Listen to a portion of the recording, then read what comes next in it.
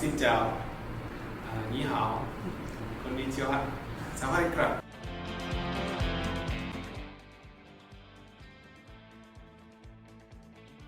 Hi, I'm Huang and I'm from Hanoi, Vietnam. And I've been doing calligraphy for a bit. And besides calligraphy, I do a lot of things, including pen making, Japanese art, and Japanese lacquer painting, urushi, and Huyhoang Dao. And I like learning languages, so I know quite a bit. Asian languages, very broken, but I'm learning. And I am really into things with gold. There's a lot of things I like to go to the gym where I don't have to think about anything. Just lift, be sweating, or I go swimming, or reading. I read a lot. My house has about 1,000 books.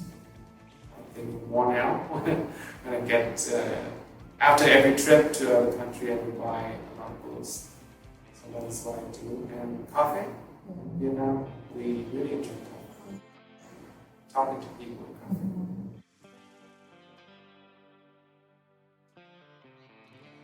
I started doing calligraphy in the first year in college, so I was bored. And I always wanted to do graphic design back in the day.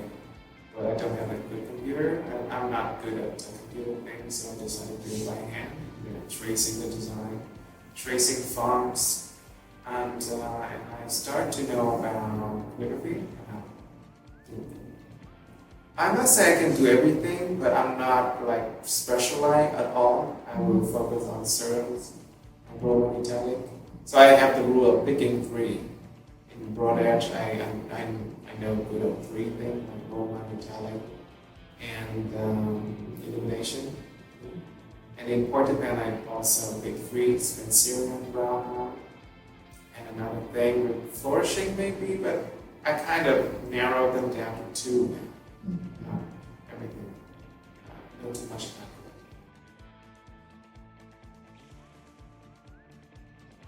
Roman. Roman is the hardest, and if you can do Roman, you can do everything else. Because it's so simple, the structures, the geometry, just square, triangle, and circle. It's not like you can hide your weakness in flourishing. Here you have to be very simple, very precise, and also there's a little touch of taste in art that you express in Roman. So it's just like you cannot mess it with so much decorative things. You have to be honest with someone who do Roman, and that's why it's very difficult. And you can tell that in 1,000 calligraphers, there will be very few people who do Roman.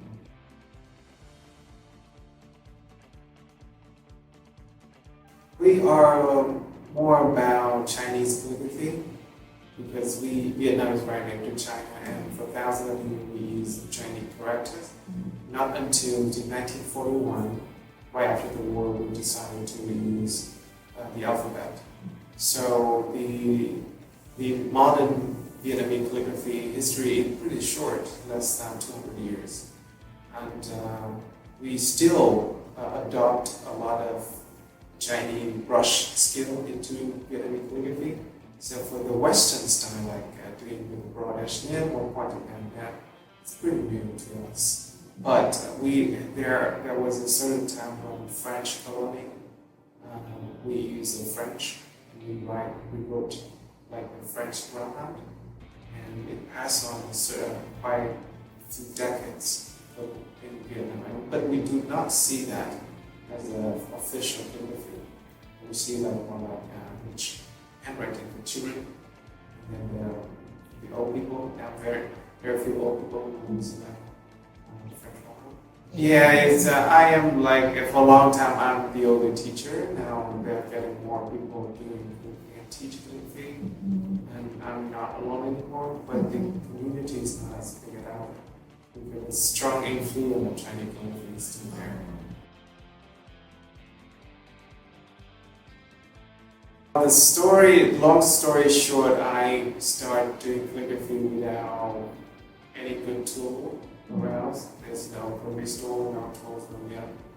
And I worked so hard in the cafe when I went to college to save some money to buy the first one is actually the Speedball set with plastic holders and quite a few nibs, including raw edge and pointed nib.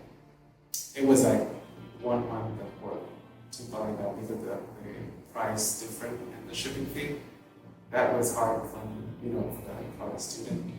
And I decided, I should try making pen because the wood is here. We have so many kinds of wood in Vietnam. And I asked my brother $300 to buy a lathe and another set of chisels and smoked it myself. But it's the wrong decision because the pen making even costs more. Because of the materials. Machines. Yeah. But I enjoy it. I didn't think about selling it until I got an invitation to teach calligraphy in Singapore and Indonesia. I just brought a few with me, just to show students, and people were excited to buy those sell hours. That changed my mind. Maybe I can do that as a side job, just to help my main calligraphy. Because I know that calligraphy itself would not make good living in Vietnam. It's got to be a job. I was in a certain time when I was not really sure about what I'm going to do in the future. So I was thinking maybe I should try all of things I can do. So pen making became my side job, And now pen making is something I do to get out of my art block. So for a long time when I do calligraphy or painting, I don't have any idea anymore when I stop when I do pen making. And the same, but I don't have any idea with pen making, I'm stopping. Get back to calligraphy. So it's quite great to have different things doing yourself. And back to the rule of 3, I do calligraphy, I do pen making, I do black.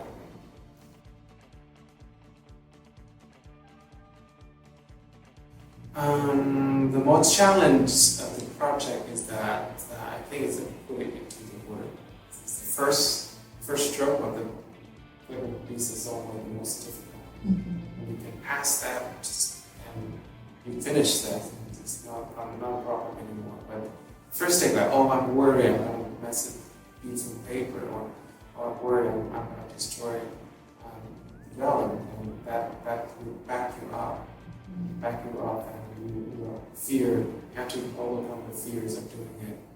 And for me, there are 2 kinds of art what I do. One is go with flow, which means I don't do any sketch. Just pick up a piece of paper and materials, and I just write. So that will keep the naturals of your writing, art flow in your mind. And the second one is more about planning. So I would take maybe 6 days planning, 1 day writing.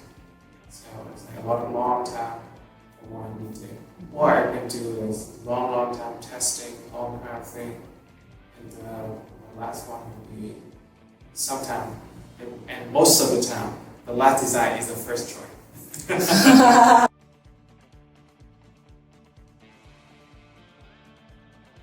I do write every day. Not long, but do every day. So it's just like, it's just very similar to going to the gym. You don't have to do it 4 hours a day. Just 30 minutes a day, but daily. That's the most important. And that, I think, that is a very difficult task that people need to do, and people usually forget to do. Just a little bit a day. We have things that we are busy with, the kids, we are not ready to mix the ink, just that is just making an excuse. So if we do that, well, I apply that into my language learning too. I'm not a superhuman to when I learn language, but I watched YouTube video of this, maybe 15 minutes for the Japanese lesson, so I can learn something too. The key is daily.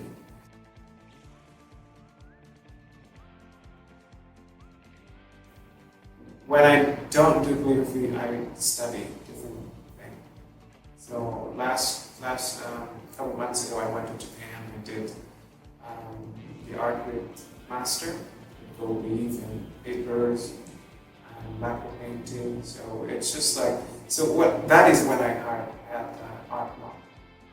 When I need to overcome it, and so I learned something else. Yeah, I was learning gold leaf art in Japan and my lacquer painting with my teachers.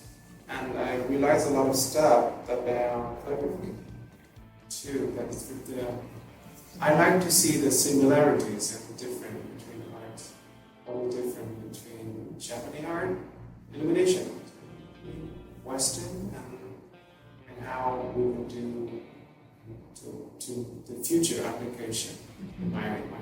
So that is when I learn and get out of my art block.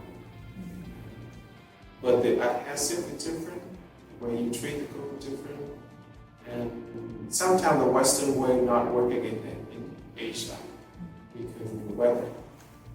So when I learned making the gesso from Peter Thornton, it's working so well at his house because it's dry and it's cool, it's not very hot. But when I bring the same thing to Vietnam, it's like horrible. And I have to adjust the ingredient when I do that too. And the same thing when I make pens in Vietnam, it may be very good, but when I send the pen to a very dry place like Vegas, it starts to get cracked. So it's always happens. Life of artwork and your method of, and even the pen, the product, they all have life and they're born and die. So we have to really accept that one to make a good art. So it's not like, oh, I want to make a metal pen that can be everywhere in the world. Well, that works, but it's also, that can really be very more subjective art. And you don't see it interact with you, with the weather, with the nature. It's still just like that, with the rock. Over thousands of years still there. That is not something we really appreciate in art.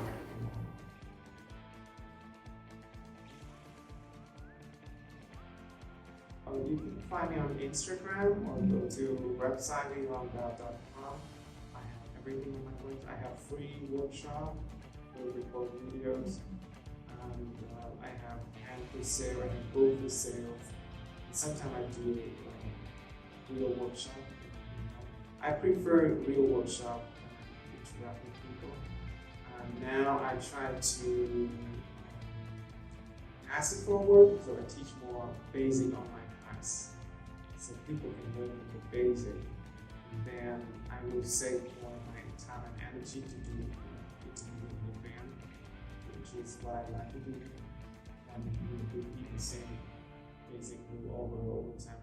And thanks to the technology and modern internet world, I can record the video and put it out there for people to watch it. Because I have a YouTube video for a long time ago, and I run a few basic class on Zoom for 600 people watching how to do brow hand, the very basic one. Things. And after that,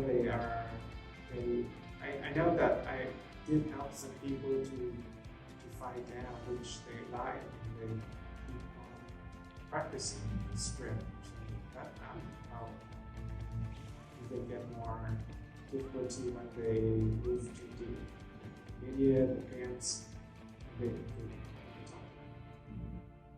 Website, all information. yeah, like right please here, check just it click, out. give a subscribe. Yeah, give themselves out.